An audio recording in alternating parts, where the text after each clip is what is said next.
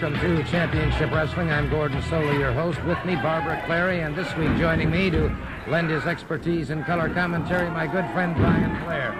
Barbara, your Take 5 concerns a recent arrival in Florida. That's right. J.J. Dillon and Kendo Nagasaki are going to be with me, and we're going to find out exactly why he's here. Okay, and Brian, an outstanding professional wrestler, and certainly a pleasure to have you back in Florida and at ringside. Thank you, Gordon. You know, it's a pleasure to be here, as always, with you. I enjoy your commentating. You know, I've sat back since I've been injured for a little while, and I've enjoyed your commentating, and I've enjoyed the Championship Wrestling from Florida. We've got a great match coming up later on, too, a Southern Heavyweight Championship match, pitting Cowboy Ron Bass against Mike Rotundo. That's upcoming. Right now we have an outstanding match in progress, so let's go to the ring. Tommy Wright moving out against Hector Guerrero. And Guerrero, as we have found out, has definitely aligned himself with Gentleman Jim Holiday, Brian. And I know that you've known Hector Guerrero for a number of years, both as a friend and a competitor, and you're pretty disappointed in the man. I sure am, Gordon. You know, they say money's the root of all evil, and I guess that, you know, that can really be true. And in Hector's case, it certainly applies. As long as I've known Hector, you know, and his family, they've been outstanding scientific wrestlers. Hector knows and can do and can manipulate almost every move in the book. And have to resort to having a manager, especially one like Jim Holiday. You know, I just don't understand that, Gordon. You know, my pride's worth a lot more than money is. He's moving out right now against Tommy Wright. So far, they've had an excellent match. You know, Tommy Wright's certainly an improved competitor, and you know, it'd be a real big feather in Tommy Wright's hat if he could beat Hector Guerrero right now, because Hector just signed this contract, and that could go on and give Tommy some good matches in the future. No question about that. Guerrero now, though, with a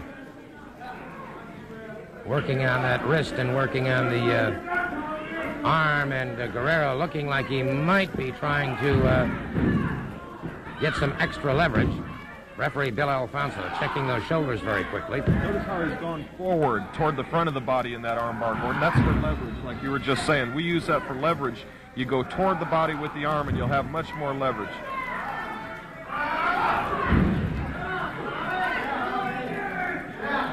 One has to give Guerrero tremendous credit as a great athlete, but his philosophy certainly leaves a lot to be desired at this point in time. Yes, sir, you're absolutely right about that.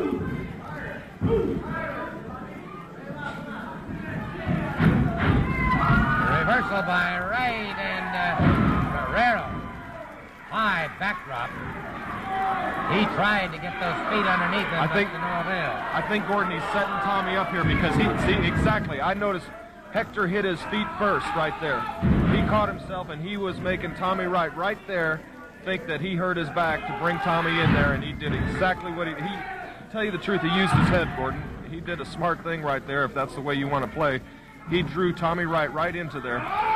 You know, there's such thing, we call it feigning in amateur wrestling, when we set one move up and make somebody think of another move. And Hector did it in a professional style right there. He made Tommy Wright think his back was hurt. I saw him hit his feet right there. Tommy didn't see that. Of course, his back was to him. And as soon as Tommy came in, Hector Guerrero caught him off guard right there. Guerrero outside the ring now. Excellent analysis by Brian Blair, and Guerrero outside the ring getting some last-minute advice and instructions once again from Gentleman Jim Holiday. And, of course, having somebody outside the ring, too, has to give you an advantage because you've got two minds working instead of one. Exactly, Gordon. You've also got that distraction. Jim Holiday's also working to distract Tommy Wright and whoever Hector Guerrero's opponent may be. And of course, you know, that's definitely an advantage. I can't stand when there's a manager out there, especially one like Jim Holiday or J.J. Dillon, whom I personally don't have a very strong taste for. Reversal by Wright that time. Twice he smashes Guerrero's head, a third, a fourth, and a fifth time, and a sixth time, a seventh time. And Guerrero, dazed and staggered, collapses on the canvas. Wright very quickly in.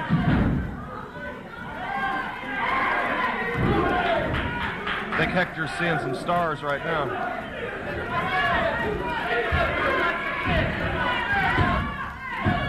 Again, Guerrero powers out before the count of three. High knee lift right there. Oh, boy. Guerrero ripping across the eyes, ripping into the face once again of Tommy Wright. Uncorks a hard right hand. Tell you what, Guerrero's cocky, but he backs it up. Yeah, that's right, Gordon. He sure does. You know, Hector's not particularly big. Oh, he's going for a suplex right here. Vertical suplex. Oh. Guerrero instinctively went to his stomach, and a good move, and there's the point about having a manager. That's right. Exactly. Right there, Gordon. You picked it right out.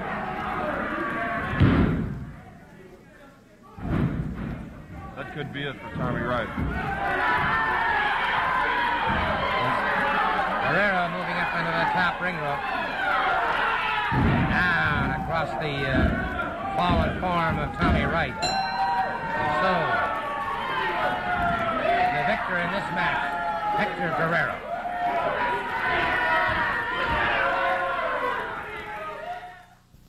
Well, the night has finally come. It will be tonight. That's right. Championship Wrestling tonight here in Nassau at New Providence Nassau Stadium. Here it is, January 7th, 1984, and match time is 8:30. In the main event, Blackjack Mulligan takes on the one-man gang, the Body Slam versus the Pin. The Yellow Dog clashes head-on with Cowboy Ron Bass. Mike Rotundo takes on the challenge of one Kendo Nagasaki. It'll be Mike Davis against Black Bart. All of this great action will take place tonight here in Nassau at the New Providence Nassau Stadium. Again, I'd like to remind you of the time. The time is 8:30 tonight. And it's going to be interesting to find out whether Blackjack Mulligan, 6'7" tall, whether or not he can pin the one-man gang or body slam him. It's going to be interesting indeed. And, of course, the Yellow Dog facing Cowboy Ron Bass, and it's obvious that Cowboy Ron Bass has something the Yellow Dog wants. He may get it tonight here in Nassau. I'll take a second right now to talk to Mike Rotundo, because here's a man who has really come a long, long way since arriving in the state of Florida. However, most recently, your experience has been broadened somewhat with the arrival of Kendo Nagasaki. You know, earlier on the program, I heard you mention, and Barbara Clary mentioned, that Kendo Nagasaki will be interviewed on the Take 5, and she said that he was going to be interviewed to see why he was here, Gordon, and I can tell you why he's here. Him, and along with J.J. Dillon, are in this area to hurt people, put people out of professional wrestling, because when there's no competition, they're going to make the money, they're going to be the champions, and that's exactly what he's here for. And you have a piece of film clip from a match that I had with Kendo Nagasaki that's going to explain and show to the people exactly what I'm talking about. And I feel that this is not the way a man should come into an area. He singled out me as a person, tried to put me out of professional wrestling, and I'm not going to go for it, Gordon. And I'd just like you to show that clip, if you could. Yeah, let's take a look at this, and we'll see exactly what we're talking about. This happened recently in arena. Here you see where Kendo Nagasaki is being introduced and entering the ring, assisted, of course, in the ring by J.J. Dillon.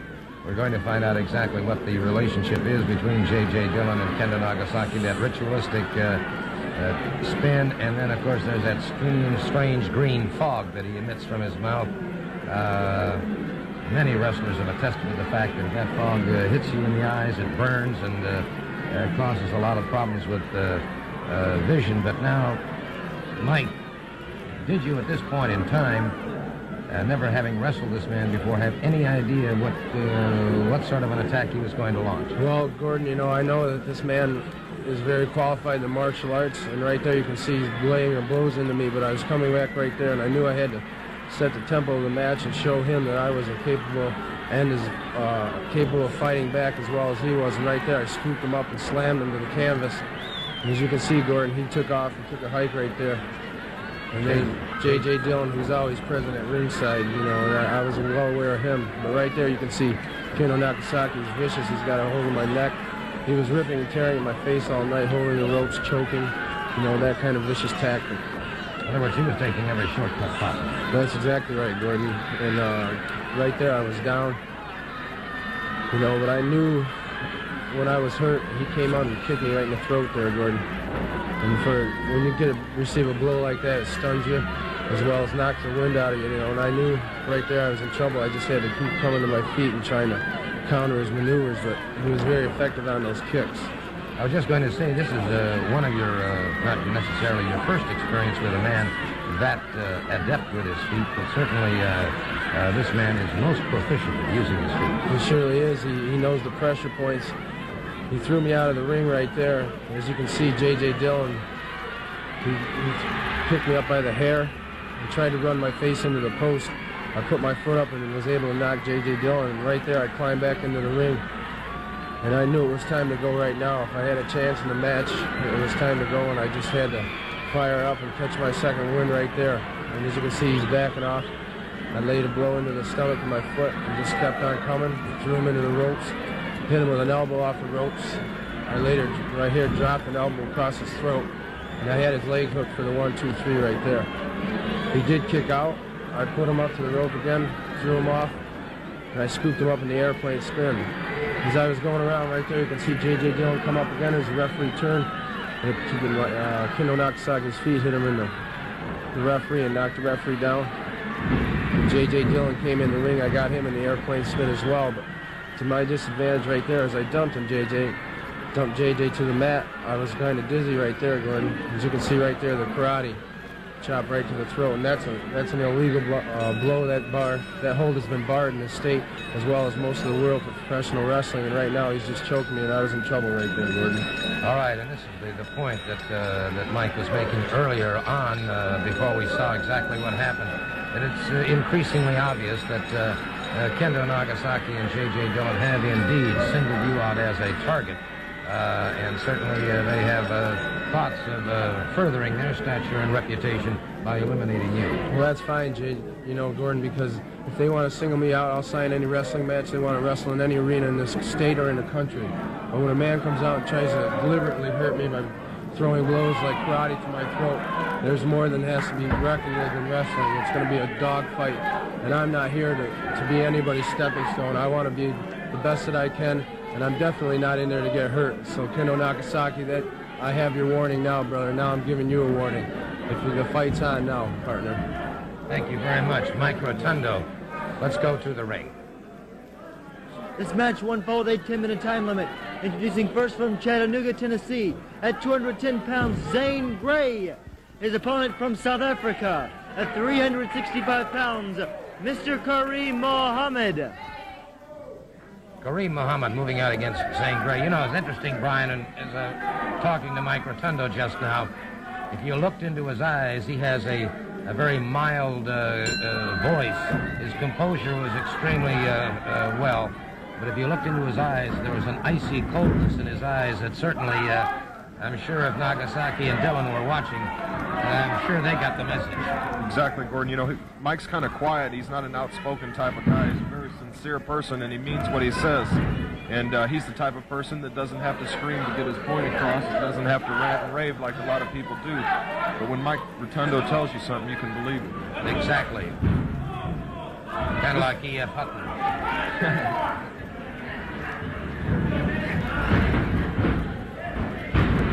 Kareem Mohammed is Gray to the canvas, and referee Bill Alfonso watching on as Mohammed just punishing his man.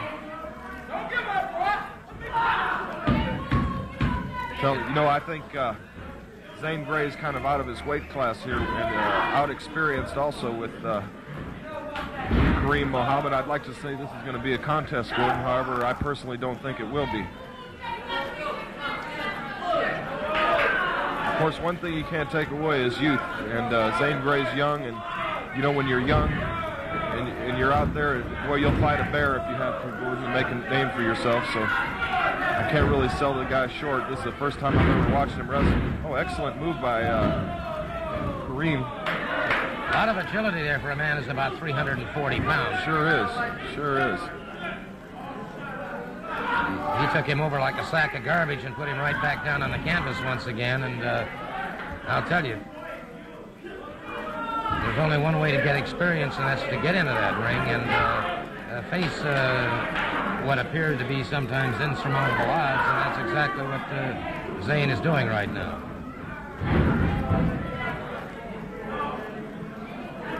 Gray back to his feet. His upper body is considerably reddened from the punishment that he's taken so far in a full body slam. This would have to be, for a competitor, a very discouraging thing to realize that every time you get on your feet, you're just going to get more punishment. Sure. Exactly, Gordon. You know, he doesn't have a chance really to do anything right now. Kareem's got the match completely under control. About his only chance would be to get Kareem down to go for those legs. It's like in amateur wrestling, they always tell you that the body's like a table. You take away one of the legs and the table falls. So, and naturally, he's got the leverage being so much bigger. We're talking about Kareem, he's got the leverage over Gray. The only way Gray does stand a chance is to get the man down. Right now, it doesn't look like he's going to be in that situation.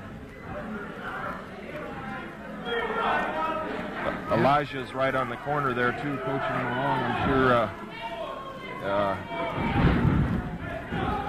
It's the Zambuli Express, and of course they are the former U.S. Tag Team champ. Aha! Gray fires to the midsection. Had little or no effect on Kareem Muhammad, however.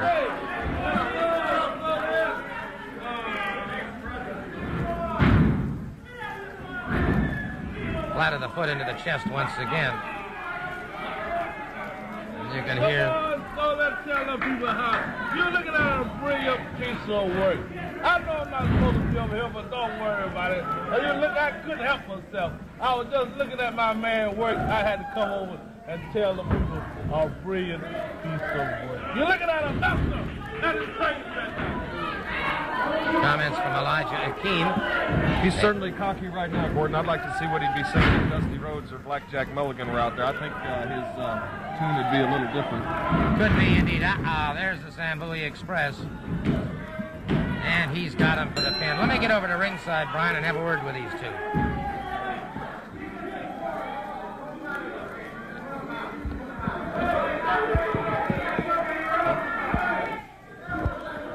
Oh.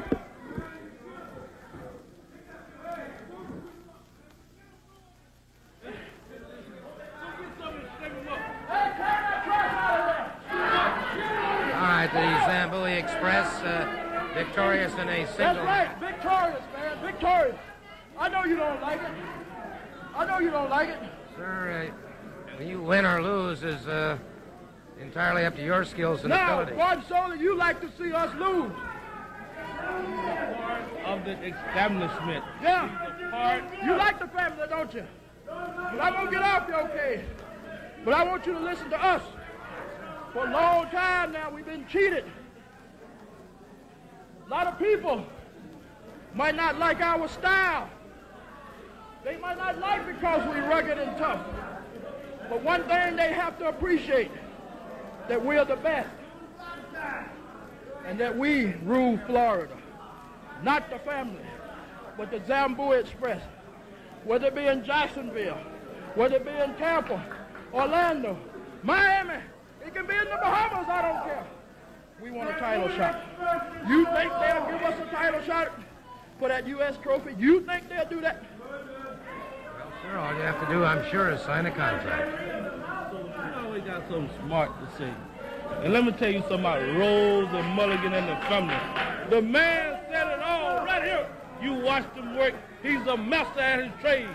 The Zambuli Express is a master at what they do, and they do it well. And let me tell you something you talking about the family. There's no doubt in my mind, anytime they put that our trophy up because they never won it, they stole it. But one thing about it, and I know this man like I know myself, there's no time, anytime, he'll take that Mulligan apart. You know, look at him. Look at this man. And don't you forget it, Solie. Thank you very much, gentlemen. We'll be back in just a moment.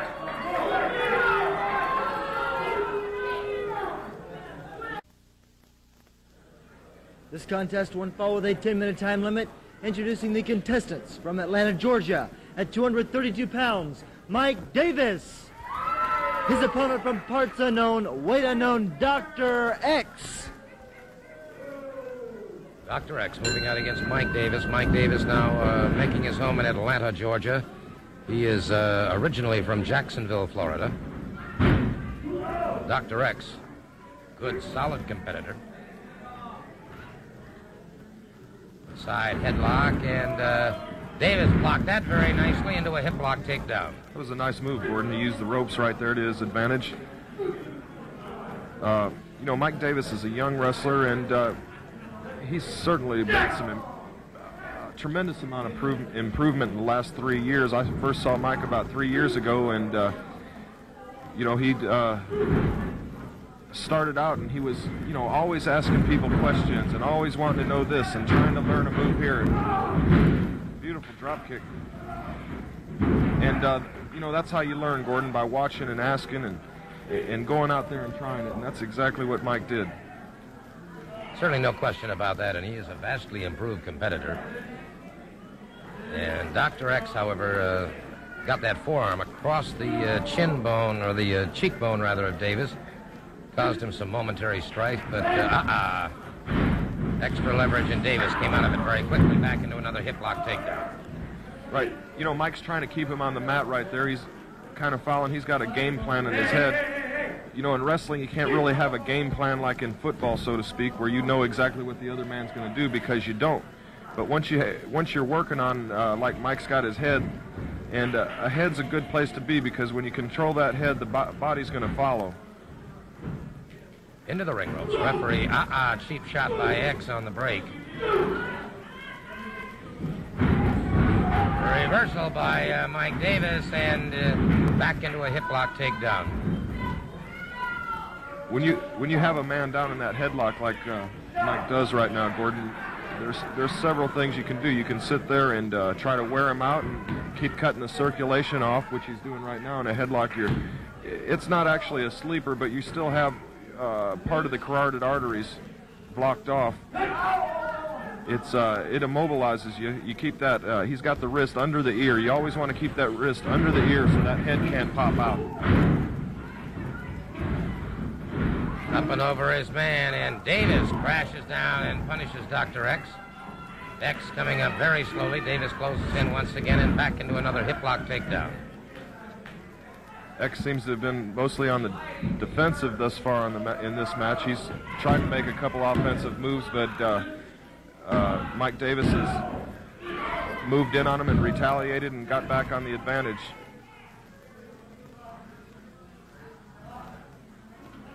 Davis keeping that side headlock. Dr. X regaining his feet. Dr. X turning the tables on Davis, and then catches him in the head once again, and Davis may have some problems here. A headbutt, and the referee very quickly checking to make sure there was nothing on it. Davis now with a series of right hands. Good forearm. Good solid forearm by Dr. X. Back to the elbow, caught him in the chest into a lateral press. Davis powers out. And a rear chin lock by Dr. X. If you notice that instinct right there, Gordon, as soon as Mike Davis right then, he was able to feel that his back was right on the mat, and Dr. X didn't even have him actually for barely that one count. Mike Davis kicked out. Beautiful switch and duck under into the arm right now. He's got a hammer lock on him. Driving the knee into the back of the tricep muscle. Enough punishment there, and you take away a lot of the pulling strength. Exactly, Gordon. Sullivan bar, and gets that shoulder down, and so it is Dr. X in trouble here, a definite predicament. That's right, Gordon. I've used this hold, and I've seen many young amateurs use this particular hold right here for a pinning situation. He's definitely in there. If he could hold him down and bring that weight down now.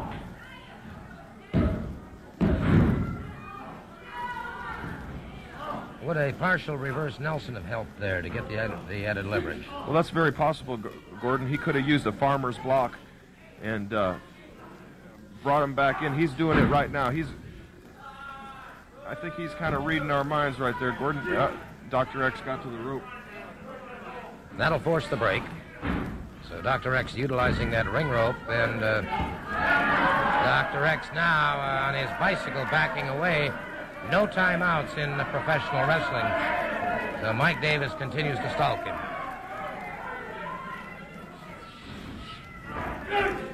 Top wrist lock right now. Again, Mike Davis is applying pressure to that arm. Reversal by Dr. X, and a standing reversal by Mike Davis. Forward leg pickup, and once again, Dr. X on the mat. Davis has really kept him on the mat during this match. He sure has, Gordon. He's kept pretty well complete control of this match. Dr. X he's tried to come out of it a few times, but thus far he hasn't been successful. I thought he was going to come on top there when he ran Mike Davis into that turnbuckle, but Davis came right back out on top. Dr. X driving that shoulder into the midsection of Mike Davis, and this may have taken a toll on him. Oh. Reverse atomic knee drop, and Davis, stunned by that one, has his problems, and Dr. X. Good block by Davis. Davis now gets the side headlock once again. Good shoulder smash by Davis, coming off the ropes again. That time Dr. X was set and ready for him, one step ahead of him. He sure was, Gordon, exactly. He was one step ahead of him that time. He outthought Mike that time and caught him with that knee right in the midsection. Boy, that was a hard knee, too. Oh, beautiful move by Mike Davis. Oh, Luthez press. I haven't seen that in a long time, Gordon. Excellent vertical body block by Mike Davis, and so he emerges the victor over Dr. X.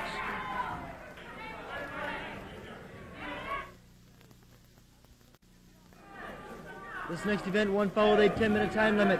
Introducing first from El Paso, Texas, at 285 pounds, Frank Leopard.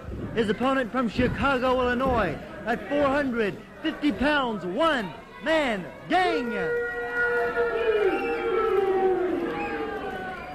Frank Leopard getting set to move out against the One Man Gang. The One Man Gang, about 450 pounds. He is a giant of an individual and has certainly proven just exactly how awesome he can be when you take a man like Blackjack Mulligan and bust up his ribs the way he did. Of course, any man that could take 5 big splashes by the one-man gang and still get up and still be around is something.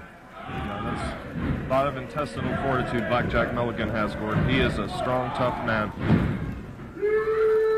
One-man gang is certainly a tough individual. He is so big, and you know, the difference between a big man and a weightlifter a lot of times is just the way a person appears.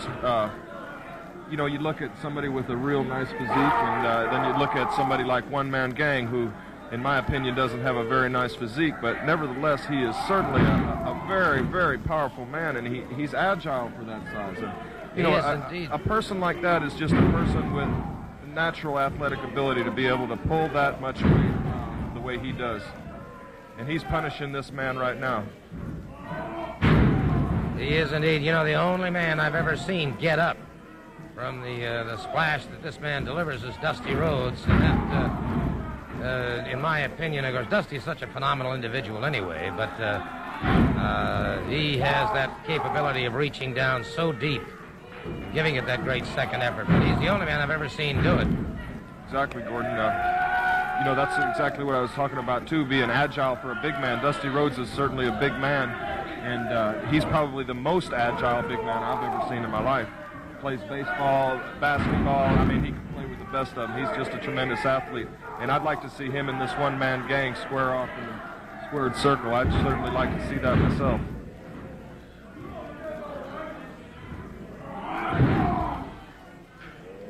Well, there's a lot of animosity existing between the one-man gang, Cowboy Ron Bass, and Blackjack Mulligan and Dusty Rhodes. And, of course, now with Bass and the one-man gang as the U.S. Tag Team Champions, that was a very distressing turn of events. Yeah, to me, that's kind of a controversial situation, Gordon. Oh, boy, look at that. All that weight right on that. He had his weight right on his sternum, Gordon, and that's certainly a vulnerable place. All that weight right on his sternum. Did you hear him laying those forearms a minute ago? I mean, they were echoing throughout this building right here.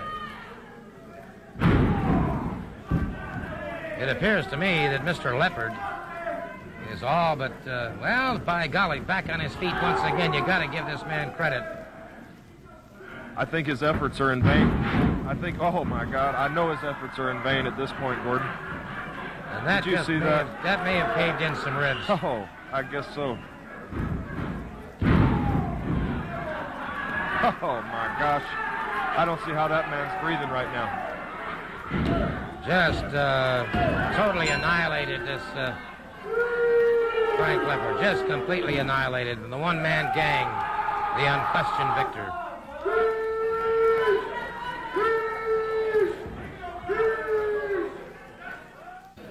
Let me take a few moments right now to talk to Cowboy Ron Bass, because he'll be facing the Yellow Dog tonight at the wrestling matches to be held in Nassau at the New Providence Nassau Stadium. Match time is 8:30. In the main event, it will be Blackjack Mulligan against the one-man gang, but really you'd have to call it a co-main event, as the Yellow Dog takes on Cowboy Ron Bass. Mike Rotundo faces Kendo Nagasaki, and Mike Davis takes on Black Bart. Mr. Bass, you've made some rather strong statements regarding the Yellow Dog. You're still going to call the man the Yellow Dog, are you, Sully? Well, I'm not going to be out here and try to pull the wool over nobody's eyes. The man is a little snot-nosed kid, Barry Windham. He's the man, if you people remember, that I took right here on TV and I rode him around the ring and gave him saddle sores like some little washed-up jackass. But the man is back now. He's got blood in his eyes. He's got revenge in his eyes. And you people right here in Nassau know what happened when there was revenge in somebody's eyes last time. Myself and Dusty Rhodes went to the ring, and yes, we're still wearing scars. They were blood all over the ring. So Barry Windham's going to come in here wearing a mask. He's going to have it over his face so he can turn loose, I think he understands. He's going to say, he's going to be able to say, okay, I can do this now because I'm the Yellow Dog. I ain't Barry Windham. Now I can go get the big cowboy and give him what he deserves. Well, Barry Windham, you come and give me everything I deserve because I want you to. I want you to be a man. I fought all along, all my life to try to make you a man. And now then maybe, just maybe, you'll prove me right instead of that yellow daddy of yours. Oof, Mr. Bass, some rather strong comments. You know, he's talking about the Yellow Dog being Barry Windham. Admittedly, there certainly are some interesting characteristics. Barry Windham's about 6'4", the Yellow Dog's about 6'4". Barry weighs about 240. The Yellow Dog weighs about 240, and he seems to have a vendetta in mind, and that is catching up with one Cowboy Ron Bass. Well, J.J. Dillon, the manager of the year, has some comments. 1984, it's a new year. And you know, here in the Bahamas at Nassau, Nassau is continuing to grow every time I come over here, just like professional wrestling in the Bahamas. And I have made a decision, and I'm currently negotiating to buy a condominium on Paradise Island, because it is paradise. Every time I go to the Grand Hotel, beautiful. I go down to the casino, the floor show, where they always have me as their guest, one of the finest in the world. The Bridge Inn, one of the finest restaurants in the world. And as manager of the year 1983, I plan on taking over the wrestling scene here in Nassau. Because every time I come to Nassau Stadium and you people start your chant, "We want JJ, we want JJ," your mandate is inspiring me. And I have only to take the Bahama heavyweight title away from the American Dream, Dusty Rhodes. Well, that's waiting in the wings. But the one-man gang who is destined to become your champion, Blackjack, the first thing he's going to do is take the other dominant force in the family, and I'm talking about Blackjack Mulligan. Blackjack! And the one-man gang understands it's not going to be an easy task. But when Dusty Rhodes gets the word with what we've done tonight, right here at Nassau Stadium with Blackjack Mulligan, he may just send me the belt, and then we can go over the beach. I'll put the belt, and you can do your road work. I love it. Tell you what, Blackjack, it's going to be a tough night. You know, time's running down, Blackjack. It's getting kind of short right now. We're heading into the Nassau Stadium tonight. When that music starts playing and the people start moving around, boy, it just fills your body with excitement. This is something you've never seen before, Kendo Nagasaki. Something that you've never felt. I've been there. I've felt it. I've felt those people in Nassau come behind me when I was in trouble, when I needed them. This is on my side. The people are on my side, Kendo Nagasaki. These are my friends. You're coming in there, and I'm going to be going against you, brother, with everything I got and all the people behind me. And then Big Blackjack's coming out later on, and he's going to do his thing right there. But the only thing that J.J. Dillon is going to be taking over is the chores out at the bunkhouse and the horse barn at the Headlock Ranch. That's all he's taking over. Now, people hollering and screaming wanting to know who the yellow dog is, and you better quit talking about you better quit talking about the yellow dog like that, Bass. Because he's going to come there and whoop your tail, and payback time is here. I don't know who the yellow dog is. Who's the yellow man? Right, but you're going to find out. A one-man gang is body slam and pin time. We're the biggest men in the whole world. I need all your blessings, I need all your help. I need you booking in, getting down. I need your soul, and you hollering and screaming because he just may kill me today. This match won followed a 10-minute time limit. Introducing first from Dothan, Alabama, at 260 pounds, Tony D'Amato. His opponent from the Far East, at 265 pounds, the Black Ninja, Kendo Nagasaki. Kendo Nagasaki getting set to move out against Tony D'Amato. D'Amato in the red trunks. There you see Nagasaki having his headgear removed, and there again is that strange green fog. Referee calls for the bell. And it's Nagasaki very quickly moving in with a hip toss. And a quick takedown. Who is this competitor that Nagasaki's wrestling right here, Gordon? It's Tony D'Amato. He's a young fellow who has been here for a brief period of time. He's a game competitor, but Nagasaki has a world of experience edge on this youngster. He sure does. He hip tossed him about 3 different times right there and went right down for his neck, right into a chokehold, which he's famous for. Chopping right across the chest. Another chop. You know, Kendo Nagasaki's a dangerous wrestler, Gordon. You know, you almost have to expect to get hurt when you wrestle a man like this. If he doesn't get you with the martial arts, you always have to watch out for that spray, and I know he put me out for a while with that spray, and I'll never forget that. High backdrop by Nagasaki has D'Amato back to the canvas once again. Oh, boy, you kicked him across the chest right there. Like he drive his foot through the mat.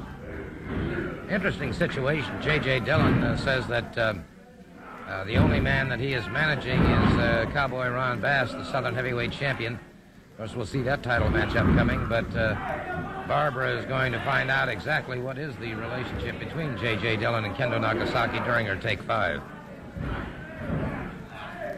Yeah, as far as I'm concerned, Gordon, J.J. Dillon's just a leech, and I think he sees an opportunity right now. He knows Kendo Nagasaki is a devastating competitor, and I'm sure he's got some evil plotted in his mind. Somehow he wants to hurt Blackjack Mulligan, Dusty Rhodes, Mike Rotundo, these type of top competitors, so that his guys will be number 1 around here, and so he can keep on a winning streak. Nagasaki just caught him the savate blow to the midsection, then a chop into the throat, and now a rear chin lock has that knee planted in the small of the back of Tony D'Amato. This has to put some very tough pressure on him. He sure is. Kendo Nagasaki's really controlled this man's body. Oh, what a kick. Right across the face. What a kick. Count of 3. Count of 3 it is all over, and so from the Orient, the victor, Kendo Nagasaki.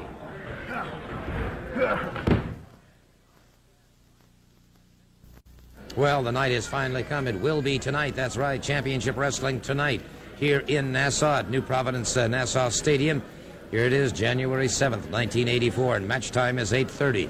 In the main event, Blackjack Mulligan takes on the one-man gang, the Body Slam versus the Pin.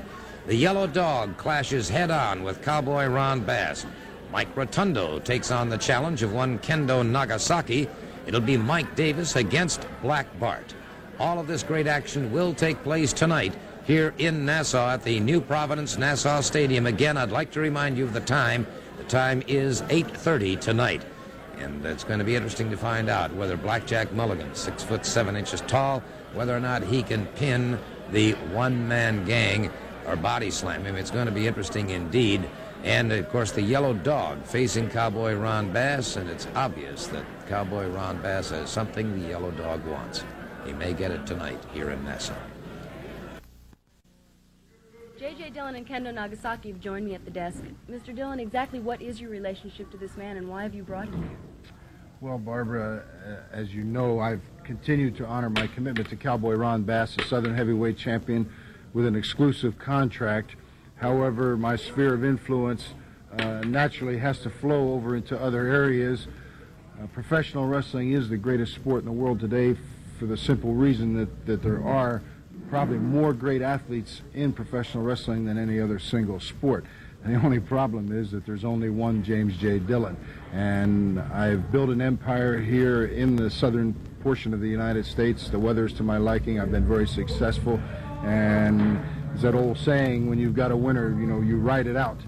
But my sphere of influence has extended over to Kendo Nagasaki. I first brought him to the state of Florida. He was extremely successful here.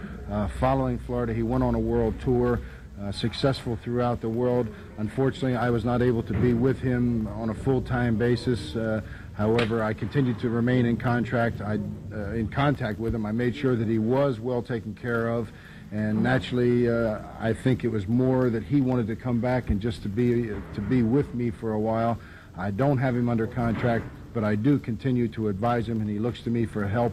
And again, I look at it as being a benefit to Cowboy Ron Bass. But earlier today, we saw a confrontation that took place between Mike Rotundo and the Black Ninja Kendo Nagasaki. And I remember back, which the wrestling fans saw 1 week ago, an interview that you and I did at that time, and I made a statement that sticks in my mind, and I've had a lot of reporters quote me as having made this statement, and it's true, that when I first saw Kendo Nagasaki, Barbara, for the first time in my life, I actually did stand in fear of another human being. His powers are awesome. You can see from his style in the ring, he's very unorthodox. And he may get confused sometimes, he may be stunned sometimes, but it's also very obvious that he stands never in fear of another human being, another wrestler. And I think that's part of the reason that he's been so successful, and this goes back to the Oriental way of thinking. But I want to plant a seed to Mr. Mike Rotundo, who talked about Kendo Nagasaki being his and issuing challenges, and I'm going to remind Mr. Mike Rotundo of something, that he hoisted me up in the airplane spin without provocation. This caught the eye of Kendo Nagasaki, and Kendo has made it known to me that you do not put your hands on James J. Dillon, and I hope, Mr. Rotundo, you're listening. That's our take 5 for this week. This contest won't follow a 10-minute time limit. Introducing first from Syracuse, New York, at 232 pounds, Mike Rotundo. His opponent, accompanied to the ring by James J. Dillon from Pampa, Texas, at 285 pounds, the Southern Heavyweight Wrestling Champion, Cowboy Ron Bass. All right, the Southern Heavyweight Championship on the line. Ron Bass defending his title against the former champion Mike Rotundo by order of Championship Wrestling from Florida. And a one-fall event. And, brother, this is one we've been waiting for all day long. And it is Rotundo with a quick Irish whip and into a head scissors, a flying head scissors on Ron Bass, the Southern champion. Rotundo up another flying head scissors. And Rotundo is really fired up. What an athlete, Gordon. What a tremendous athlete Mike Rotundo is. He's what you call a wrestler's wrestler. You know, he can wrestle and he can fight you. The agility it takes to go up into the air and get a flying head scissors like he did. You know, Mike Rotundo weighs, what does he weigh, Gordon, 240 pounds? 240. Right in there. Yeah, that's a lot of weight to fly up in the air and grab Ron Bass right by the head. Cross body block, this may be it. Quick pin. Oh, he almost had him. Back into a headlock. Good solid hip lock takedown by Rotundo. Bass got himself a handful of problems here. He got that title away from Rotundo in a bunkhouse type match. It was Rotundo's first experience with that, and I have to feel that perhaps Rotundo wasn't, as prepared as he could have been had he had more experience in that particular form of combat. Right. Well, he sure took a hard slam into that turnbuckle right there. Bass really threw him off. Bass is a strong man, Gordon. You know, I've seen Bass bench press close to 500 pounds before, and it takes a lot of strength to do something like that. Ducked under by Rotundo, back into another cross body block, and One of the dangers of being a referee right there. The referee caught that time as Bass fired him off, but Rotundo's got him up in the airplane spin. Rotundo has him up in the airplane spin. And Bass has got to be in trouble here. We're about to see a new Southern heavyweight champion. Sure are, Gordon. That should be the... One-man gang just charged the ring. Oh, that's ridiculous. Mike Rotundo had Ron Bass right there in his favorite hold. He had him down. This is ridiculous right here, Gordon. I can't believe that. The referee trying to call for the bell. Bass is outside the ring, and Mike Rotundo. Oh no. He's going up to that top rope. Hold on. Dusty Rhodes just hit the ring. Oh, Dusty Rhodes. He slammed him off the top rope. He slammed him off the top rope, Gordon. Blackjack Mulligan just brought a chair in, and Dusty Rhodes just caught the one-man gang. The one-man gang got up, and Rhodes caught him again with that chair. And the one-man gang got up again, and Rhodes caught him again. And Rhodes frustrated here. Rhodes, I can't believe that one-man gang got... Rhodes caught with that chain, got back on his feet again, dropped again by that... Just enclosed in that chain, and we've got absolute bedlam here. This is mayhem, Gordon. I can't believe this. We've got a wild...